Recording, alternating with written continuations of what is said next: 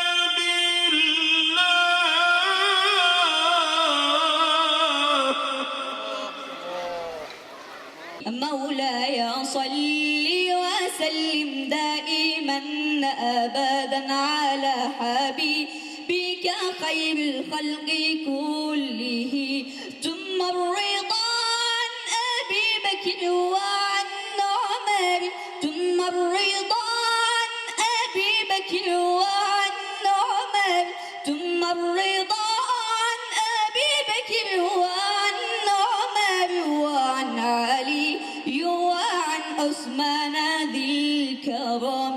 أعوذ بالله من الشيطان الرجيم.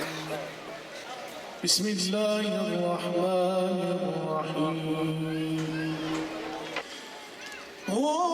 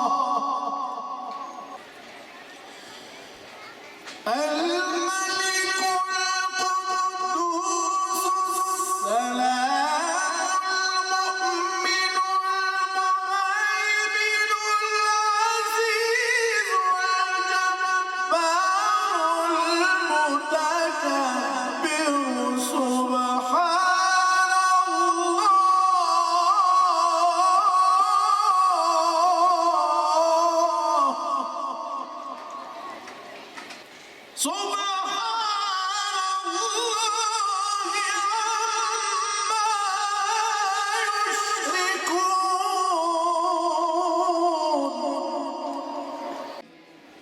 Okunan Kur'an-ı Kerim'den hasıl olan ecr sevabını, okunan hatmi şeriflerden hasıl olan ecr sevabını, okunan Mevlid-i Şerif'ten hasıl olan ecr sevabını, okunan ilahilerden hasıl olan ecr sevabını, getirilen salavat-ı şeriflerden hasıl olan ecr sevabını, başta Efendimiz, önderimiz, rehberimiz, Hazreti Muhammed Mustafa sallallahu aleyhi ve sellemin mübarek ruhlarına hediye eyledik.